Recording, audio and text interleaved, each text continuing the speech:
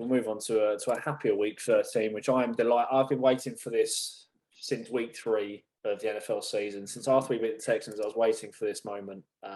It's not been very good. It is the Panthers bye week. Thankfully, in week 13, it is a game where I can just relax and not worry about any game that's happening. And joining the Panthers on bye is the Cleveland Browns, Green Bay Packers, and Tennessee Titans. So we can all put our feet up after a great 12 weeks to the season.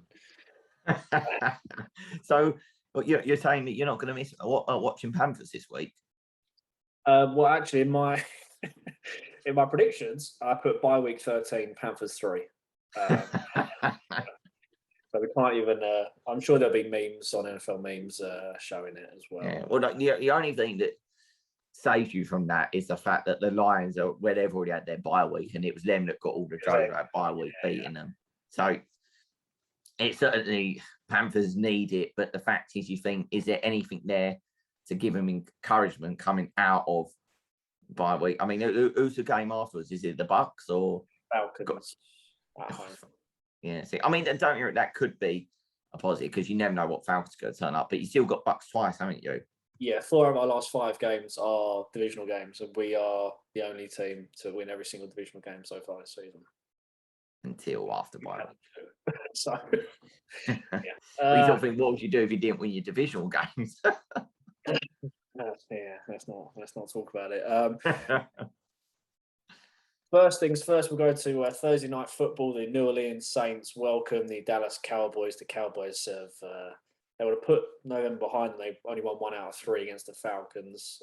Will their next win after they beat another NFC South team come away at Taysom Hill starting for the New Orleans Saints?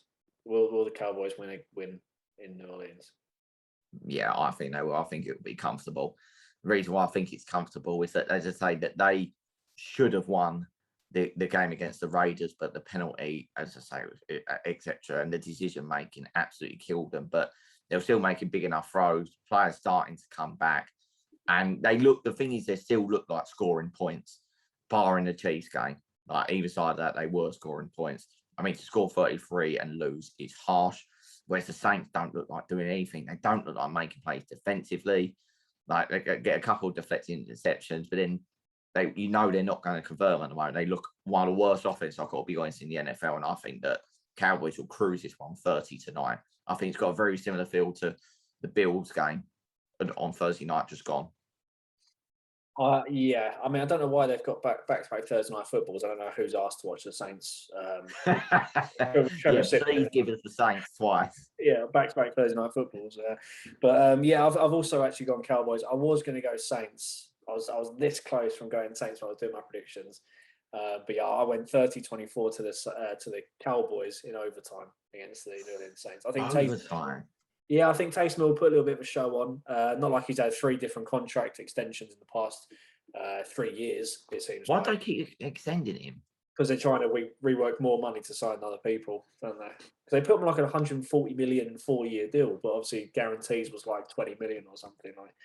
I don't know how that. Saints are dodgy. On the pitch, off the pitch, they've been dodgy. Always have been.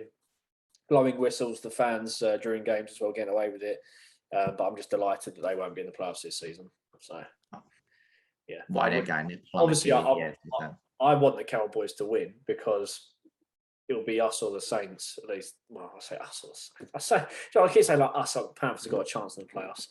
But obviously, I want any team that's around the 6 and 7 spaces to lose. So that is the hope and dreams. But we'll move on to Sunday, where we've got some absolute classics. We'll start off with the Giants at Dolphins. I've gone for the Dolphins to win this one, 21-16. I saw so much class against the Panthers from Tua, and I think the Dolphins on a 3-game winning streak will carry on and win another one against New York, who haven't really got much on offense, and I think they've got the same problems as the Panthers do. Their running back made of glass, and the quarterback who can't throw a ball. So I've gone for 21-16 to the Miami Dolphins. I never thought I'd say this, but in comparison to other teams, the Dolphins passing game looks good. And the Giants will find out against this week's opponent. It's all very well facing Jalen Hurts, who's throwing of the ball was abysmal. It was lucky that Cam Newton had the performance he did. He would have been the worst quarterback of the week for me.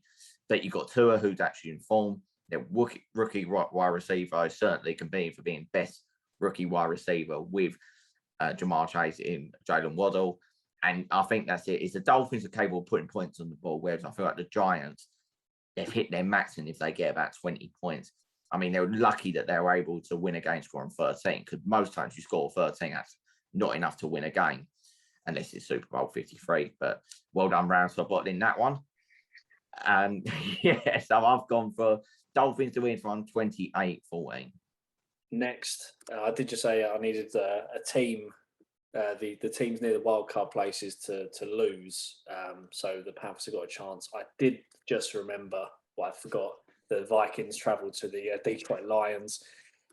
So I haven't got much hope there. So yeah, Minnesota Vikings at Lions. I've gone for a 35-17 win to the Minnesota Vikings. Just the Lions, isn't it? I mean, you just can't back them anymore. I've tried my best, but after that Chicago Bears game, I can't do anything else. I might back you against the Falcons, but right now, I don't know if DeAndre Swift did he come off injured, doesn't he? Didn't he? Yeah, he came off injured and he's questionable. And of course, we won't really know. We obviously have to follow how he gets on in practice. If he's even like a limited, that's called debatable. And it'll be really a game time decision, I reckon. But he's their only hope of putting a score on the ball. So, yeah, the Vikings, I think this is probably will be their easiest game of the season. They're lucky they are in the Afc North from that point of view. So although they're losing as I say, the close matchups, this is, as I say, a relief for them that they're facing a team so bad.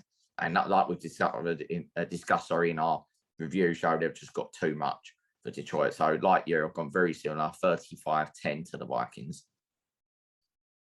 Yeah, that's quite an easy one.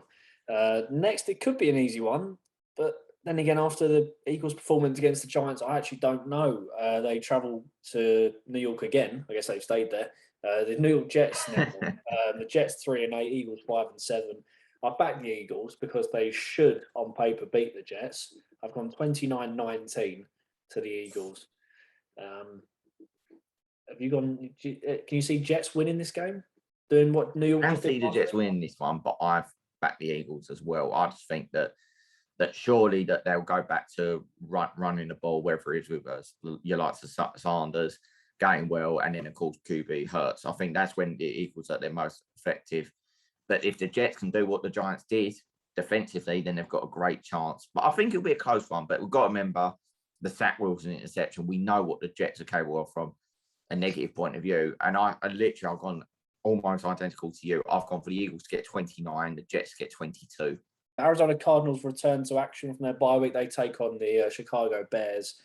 Yes, I know they snapped their 4-game winning streak, but no one in their right mind can really back the Bears to actually win this game. They're obviously 4-7.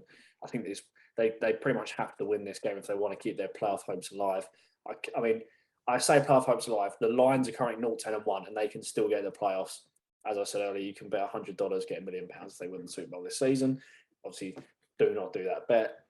But yeah, I've gone 27-16 to the Cardinals. Kyler Murray should be back, but we'll see. We'll see. But I think they'll win anyway. They've got enough to see off the Chicago Bears. Yeah, I agree. I don't think this game will be close at all. I think that the Cardinals will get 33, Bears 13.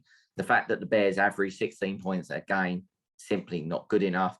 The Bears franchise is no one is happy with Matt Nagy as his coaching methods, considering he's supposed to be an offensive coach. It's just simply not good enough.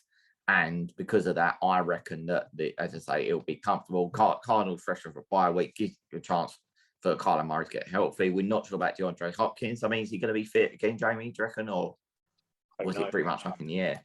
I think it's up in the air, but I'd probably rest him. I wouldn't put him that much into this game. I don't think you really need him to win this game.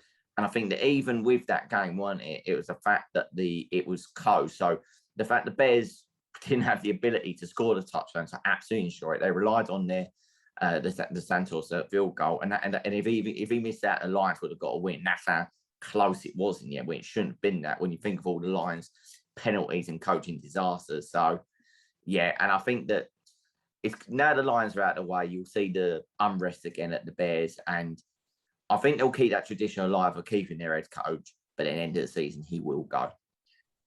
Because like he doesn't offer anything, does he? No, I'm always in the frame of mind that you just get him out, bring in someone else for the last few games of the season. They can assess the team and then cut whoever they need to at the end of the year. But they're obviously up there as the oldest franchise. The Bears do things differently.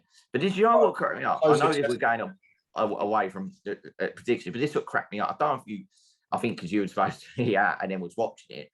But did you hear one of the pundits, I can't remember exactly who it was, whether it's a former Chiefs player from the early 2000s or the other one, and they were talking about, or if it was Sean Gow, that was the other pundit. Yes, and they were talking about how, about what Matt Nagy's record, because of that brilliant first season when they were 12-4, and his overall record was winning record. They were going, yeah, they would accept that at the Lions, but not at the Bears, because the Bears got such a winning mentality.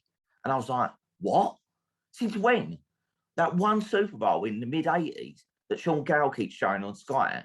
Apart from that, they've done nothing. They've not looked close. We're talking about nearly 40 years ago. Yeah, I mean, I was about to say, you just said about tradition and all that sort of stuff. I was like, well, what's that got them in like recent times? Like their most successful quarterback in the past 30, 40 years, it's going to be outrageous, is Mitch Trubisky. Exactly. Mitch Trubisky led this offense, Matt Nagy's offense, to, was it 12, 13 game wins? Yeah, 12 wins, yeah. And then till it all fell apart in the playoffs. Yeah, but, and then since then, they've just got worse and worse. And I think that, so because this is the thing, he had the 12-4 record, then it's been 8-8 until this season, 4-7. And I think it's going to stay a negative record. There's no way the Bears are getting a positive record. You know him, and who would you have, Matt Nagy or Kyle Shanahan? As your head coach. Yeah, I'd have Shanahan. You might, yeah. You know, Matt Nagy's got the same record as Shanahan. Yeah, which use stats in a bad way, don't they? Because one had a Super Bowl appearance and then had a little bit of an off one because Jimmy G's injury, and then Matt Nagy did double doinker against the Eagles. And I think you've got to look at where the franchises are at. Who's more likely to threaten again? And it's certainly not Chicago Bears. No, because the Bills' backup quarterback, Mitch Trubisky, what a player. That's my Nickelodeon valuable player, my MVP. Honestly, I hate Nickelodeon. Can't wait for that wild card game. I really hope. I mean, that's why I don't want the Panthers getting in wild card, because I do not want to see Cam Newton with like slime splash on the screen. So if we just like suck for the rest of the season, that'd be fantastic. Doing a good job of that. Yeah, no, it's all about sucking for the rest of the season. The Los Angeles Chargers travel to the Cincinnati Bengals. Chargers, I know, are 6-5, still in a wild card place, but they won't be for very much longer when they get stuffed. How do I say stuffed? I've gone 33-26 because the Chargers can still score points. But a win for the Cincinnati Bengals, I've gone for. They're going to be 8-4. Quite incredible. I have to agree. I've gone very similar scoreline. I think the Bengals will beat the Chargers 34-24. Sorry, Brad, please try to avoid the 10s. But they're just, I think, across all three sides of the ball, the Bengals are performing much better than the Chargers. And it's difficult to justify the Chargers right now. And then Herbert's not making the big throws he used to. I think the O-line's not as strong. And I think right now you would say you'd rather have Burrows and Chase compared to, say, Herbert and Williams or Allen at the moment. It's about performance and execution, and Cincinnati are getting it out of their players where LA are not. And I think, as our colleague who's on PR at the moment has said, that the Chargers are falling apart at the worst time. If the Chargers can turn it around and get a win in inform with Cincinnati, then it's a completely different outlook for the rest of the season, but it's not looking good at the moment. No, it is not. What a shame. Poor Brad. The Buccaneers travel to the Falcons. Obviously, I see the Buccaneers winning that. Falcons now go 5-7. Buccaneers will now go 9-4.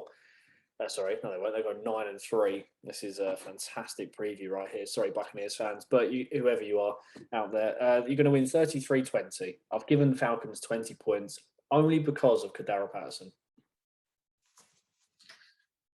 See, I can't give the Falcons that many, because the fact they scraped 21 against the Jaguars, they can't against the reigning Super Bowl champions.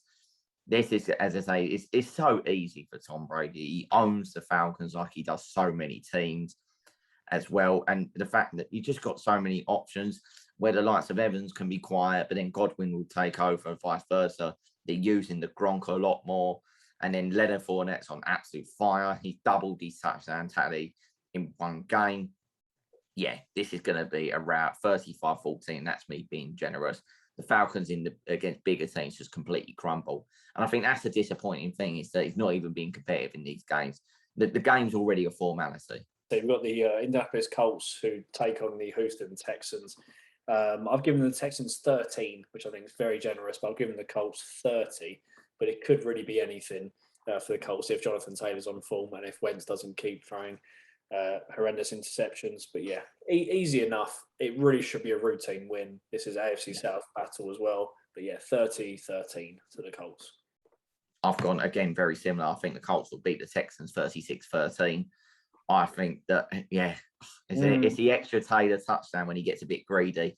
Yeah. Or just to take the mickey out of one of your epic fantasy picks, Wentz might throw it to T.Y. Hill, and just to remind you that he does still exist. He got a touchdown, didn't he? That really made me laugh. I was like, oh, if only you signed him a week later. But generally speaking, as I say, the Colts are far too good. I think it's a good opportunity for receivers like Pittman to get his stats up. And yeah, the Texans defensively, that rush defense. I mean, if the likes of Tim and Coleman has a good day, who's the backup Jets running back with Carter being on injured reserve, then what's Jonathan Taylor going to do? It could be another scary the figures. And I feel sorry for anyone that's facing Taylor in fantasy. As they say, it could get messy. So yeah, it should be no issues whatsoever for the Colts. You know, you're facing Taylor in fantasy this week. Actually, yeah, I've got Jonathan Taylor. Yeah, so like I say, it's going to be over already, but I'm sure one of my players will turn up. I don't know. God, Henderson will turn up. Yes. DeAndre Swift, you got DeAndre Swift. He might turn up. No, I've got him on the bench. Oh dear. Injured. Can't take the risks. Jacksonville Jaguars travel to the LA Rams. Surely, if the Rams are going to get the season back on track, they've been handed on the silver platter one of the easiest games they're going to have this season. Jags obviously 2-9. Rams 7-4. They'll be 8-4. I've gone 42-20. It's a similar score that they had against the Texans when they're at home. But they allowed the Texans a few late touchdowns to get back into the game, and that's exactly what they're going to do here again. Yeah, I think that's a good score. I've gone quite similar. I think the Rams will beat the Jags 38-14.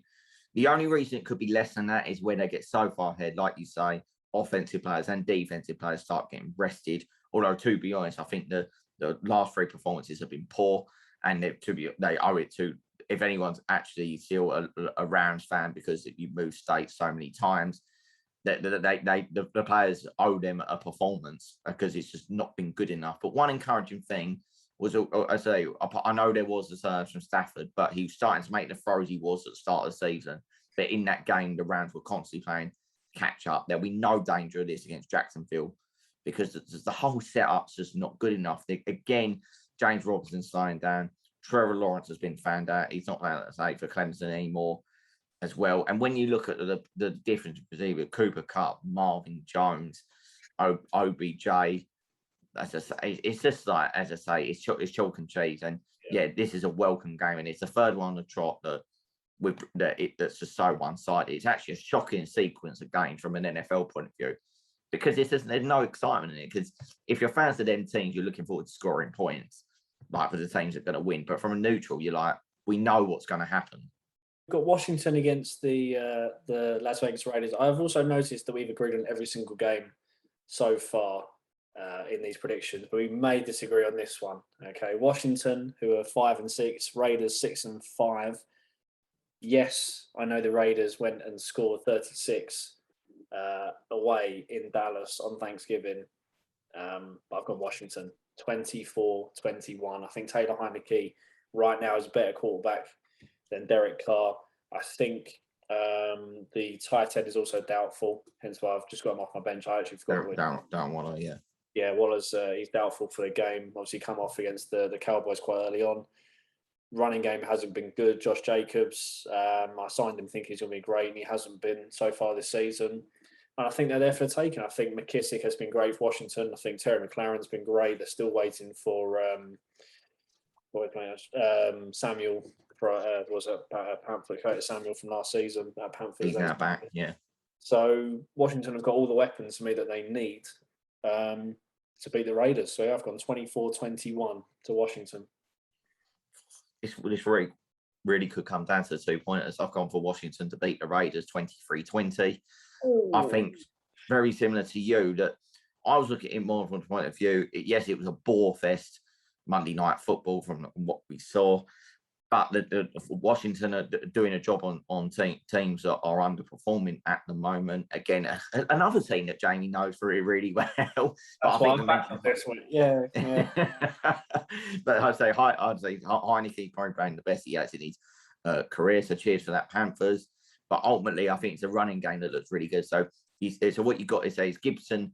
Like, as I say, he's your sort of free down back. But then you've got McKissick, who is, as I say, finishing off drives. Then, as I say, the combination of McLaurin and Samuel should get football team fans excited. The Raiders, as I say, I thought done really well to beat Dallas, to be honest. But they're that team that lose games that they shouldn't do. And I think that in a one-off match, you can rely on, as I say, Hunter Renfrow when he had the game of his life in terms of receiving yards. But from the outset, Washington defense, Riverboat Rons knows what you're going to do now. So you're going to have to mix it up. And obviously the personnel at Las Vegas is very thin compared to the start of the season.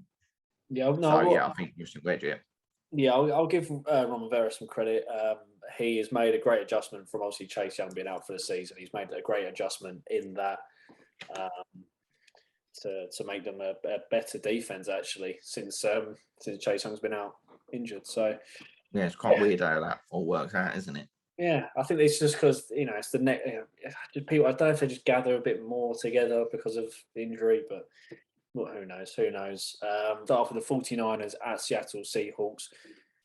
I would. When you think about it, it's actually mad. I would never have backed a team away at Seattle in December, but I've got the 49ers going there and scoring 33 and the Seahawks getting 23. And 23 is very generous because that offense. Yeah, where'd you get that from? I don't know. That offense is shocking. it is shocking. I think the 49ers have got so much more weapons.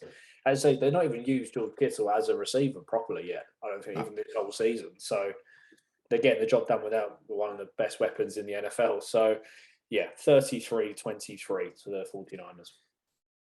I think you've been generous. I think that you've made it look a lot more interesting for Seattle than it's going to be. I think the 49ers will beat the Seahawks 34-17, which is mental because historically I'd find San Fran a bit shaky at the rival road ground, but confidence is high. As we mentioned, defending well. Jimmy G playing better, can still improve and get that consistency from a turnover point of view. But it's the Seahawks that keep making the mistakes. They've got, when you look at 49ers, their main threat is running the ball. Obviously, Deebo Samuel looking like he's going to be out is a big loss. But I feel like the likes of Ayuk, Mitchell, and perhaps the fact they've got no Deebo Samuel means they'll target George Kittle more. And when you think that as I say, the 49ers have got Kittle, who really they're keeping under wraps until these big games.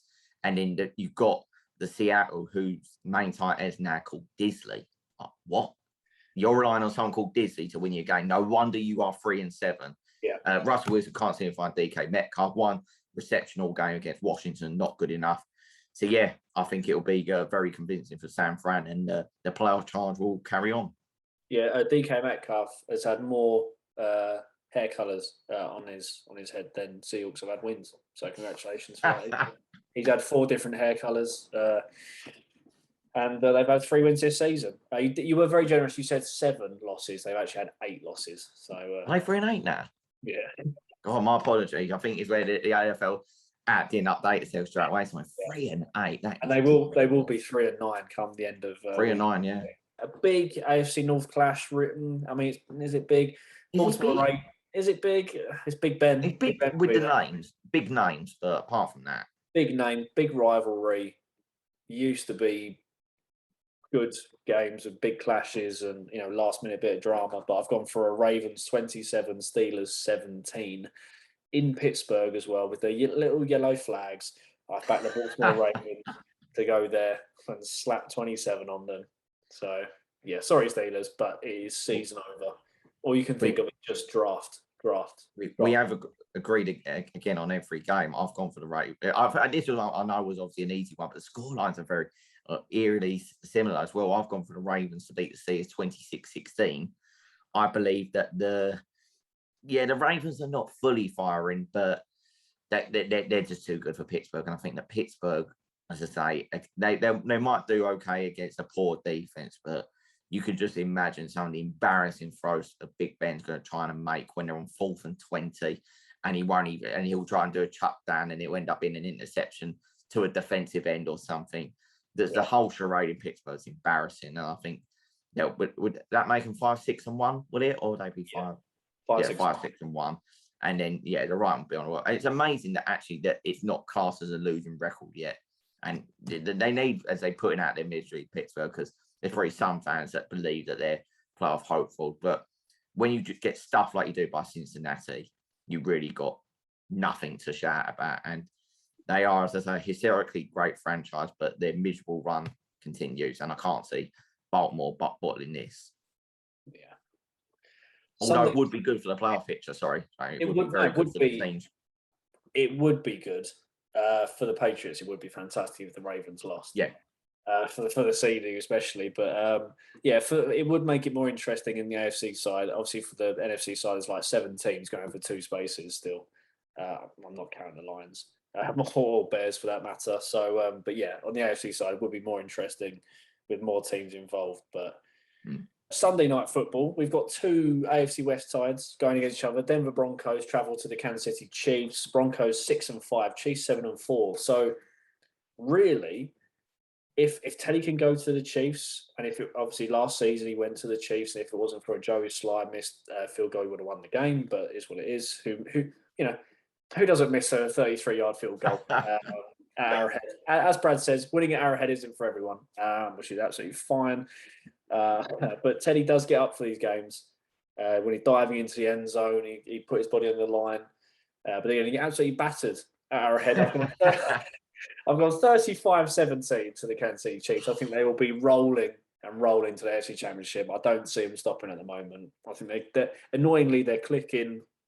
They look a much better team. They've had obviously a week off and bye week, and now they're going to be back fully fit, connecting, and they're going to take some stopping. I think now Kansas City Chiefs. So 35-17 to the Chiefs. Yeah, they're not. Yeah, I get what you're saying. They're on the winning roll, and they don't really look like losing games. But the performance against Dallas before their bye week was a strange performance. They only won that one 19-9. So they're still not the Chiefs offense we saw the last 2 years, but it doesn't mean that they can't be. The fact is that you still got Mahomes finding Kelsey on a regular basis, Tyreek Hill speed. The key weapons is still healthy for Kansas, and that's the main thing.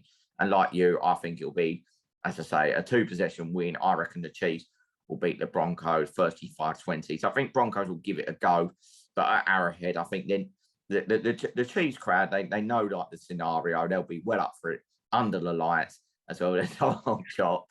I just think if Teddy gets a win in Kansas, I think it'll be even more impressive than the Chargers win there, which I know would hurt our co-presenter on PR. But yeah, I think there's to say that it's just too big a job for the Broncos. I think it's all very well beating the Chargers, who are out of form in your own conditions that you as a team know well. But when it comes to Arrowhead in the cold, it's very, very difficult to see Denver winning this one.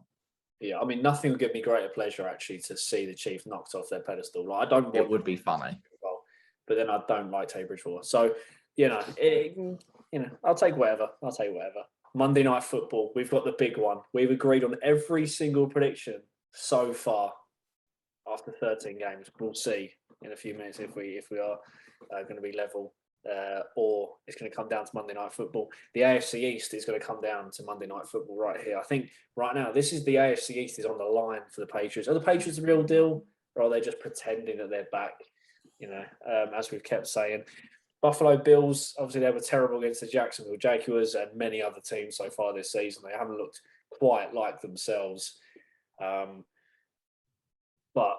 I have backed the New England Patriots win this game. I've gone 28-27 to New England Patriots. I'm going to go for a Nick Folk last-minute field goal in Buffalo as the time expires. Mac Jones is going to get the ball back with a 2-minute drill, and he's going to be, that Tom Brady, the 2-minute classic drills. Mac Jones is going to have his moment. AFC East, Monday Night Football. It's in Buffalo, probably going to be snowing. It's set up for an absolute classic. I've gone Patriots win 28-27. Wow, I didn't expect that from you. I really thought you'd go back to Buffalo Bills. And I am torn on this one as well.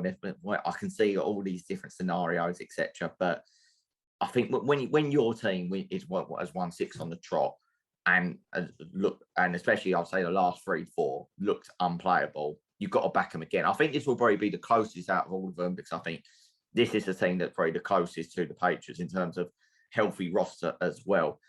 And I think the difference could be, as I say, is who can get that one play to set up a field goal. And I think that Tyler Bass has done very well for the Bills. But I think, as I say, I do back Nick Folk in the key situations. He has been Mr. Reliable for us. And he's the reason we've got the points we have, because there's been many occasions where Patriots should have scored a touchdown and then set him up with an awkward 40-yard yarder. Yeah, I could go on about this game forever. There's so many, as I say, comparisons, etc. But yeah, I've got to back my team. But one thing I will say, I think the Patriots will win this one 31-28, and I think we decide right at the death. However, I don't think it will decide the AFC East. And the reason why I say that is Buffalo will be in prime position if they win it. And I think it's more, and I can see why the media would view it that way. However, Buffalo have still got to face. They've still got to come to Foxborough. And I think as you're quickly researching now, they've got to go to Tom Brady in Tampa. And Tom Brady won't care about, as I say, doing other team favours. He'll just care about the Bucs not losing another game. Now they're in basically end of season mode. And so, don't get me wrong, I would love the Patriots to win, because I think that it could go a long way to being number 1 seed, which in the past, number 2 seed would be excellent enough to get you, as I say, that bye. But the new format means it's only 1 seed now. So, which is quite an incredible thing, because at one point, I wouldn't even have dreamed of Patriots being close to being number 1 seed, let alone number 2 seed, let alone the number 1 seed. But that's the real possibility if they get the job done in Buffalo. Yeah, I think that. I mean, this is obviously it's the biggest game we've had in a while in the NFL itself. So I'm just going to quickly go through both of your games, so we'll see who will win the AFC East. Obviously, Bills Patriots will back we've both backed the Patriots. You then go on bye week. As you said, they then travel to Tampa Bay Buccaneers on the 12th. You've got a bye week. You come back away at the Colts on Sunday Night Football. That's always a tough one as well. Then again, they've got a really tough game in week 15. They've got the Carolina Panthers at home. So sorry about that one. Actually, the 3 out of the last 4 games, they've got Panthers, Falcons, and finish with Jets. Whereas you've got to go to Miami and try and win a game. Miami, as I say, they always cause the Patriots problems. Whether it's home or away nowadays, it doesn't make a difference. But they're going to be playing better. But I hope, from New England point of view, that, as I say, that they're up for that. And revenge has got to be on their mind, because I think that we are still to this day don't know how. Well, I know how we lost that one. It was from Damien Harris fumbling it. But that's really, as I say, the Patriots could easily be. This is what's crazy. That Patriots could easily be like 11-1. When you think the only game I think the Patriots properly deserve to lose, probably get accused of being biased here, but look, you lose the game, you accept them, and they've had to go on this ridiculous run. But the game that I felt that the only game I felt they deserved to lose, that they did lose, was the Saints at home, because that was an abysmal performance. And then you look at the Saints now, you think, oh, if only we could face them now. But it is what it is, and that's a good thing. It's in our hands. It is in Buffalo hands as well. So there's no excuses. But I can't see it being one team dominating the other. I think it'd be very close. Yeah, I actually think you deserve to lose 2 games, but not. What was the other one? I think you deserve to lose the Texans games. I thought you were absolutely. I thought it was probably the worst I've ever seen the Patriots play against the Texans. Yeah. No, that's a fair point. Nick Folk, if he was fully fit against the Buccaneers, I think you should have won it. You probably should have gone for it as well. I think it was like 14-3 or something like that, and he should have gone for it. And then obviously Dallas in overtime. Dallas in overtime. anyway. That was a learning curve because I think it was a tipping point that Patriots need to be braver offensively because we settled for the punt, gave the ball back to Dak Prescott when he was on fire, and that's when CD Lamb went Jerry Rice and was unplayable that night. Yeah, and that was the difference between the two teams. They were willing to go for it, make the deep plays down the field, and New England were too conservative, which is why I think there was at the time justified criticism of Belichick and McDaniels. But now we're seeing the execution's a lot better. And that's something that called Buffalo are capable of, especially if they get Stephon Diggs going. So that'd be a huge job for JC Jackson on Monday night. Yeah, as I say, it's going to be a great game.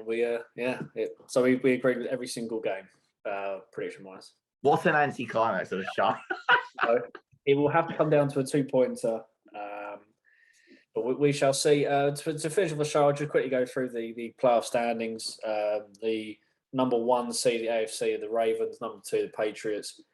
3 Titans, 4 Chiefs, 5 Bengals, 6 Bills, and 7 Chargers somehow. In the NFC side, you've got the Cardinals 1, Packers 2, Bucks at 3, Cowboys 4, Rams 5, 49ers 6, and Washington football team currently 7. Panthers are currently 12. So sorry, 49ers are not in it, are they, at the moment? No, yeah, they're 6. Oh, they're 6. Apologies, sorry. 49ers 6. Washington 7. Oh yeah, it's a classic saying at the moment that they are where they deserve to be. I think both teams are playing well to be in their respective positions. Yeah, four teams currently on 5 and 6, which is what Washington are on in 7th. 2 teams on 5 and 7. Fun point. But yeah, that is the whole show. The review and preview show. We'll be back next week to review, I guess, the Buffalo Bills win, because we don't know anything about the NFL. It'll probably finish like 45-0. So yeah, I might have to put myself on PR. And then we'll activate Brad Offit depending on how the Chargers do. Yeah, I'll get Bleach reporting on it if he goes -2 again. So should be good. Should be good. I think I'm still leading the predictions. Thanks for that -2 points anyway. I've not even done an updated table, but yeah, I know you are. I know for this week I won, but that was only because of a -2. But again, copy the list that you're given and no complaints. So yeah, -2. Yeah, it seems to be accepted. And yeah, if you get sent 15 games, answer 15 games, simple as that, really, isn't it? Couldn't say it any better myself. Yeah, many thanks for listening, and yeah, we'll be back next week. Yeah, thank you.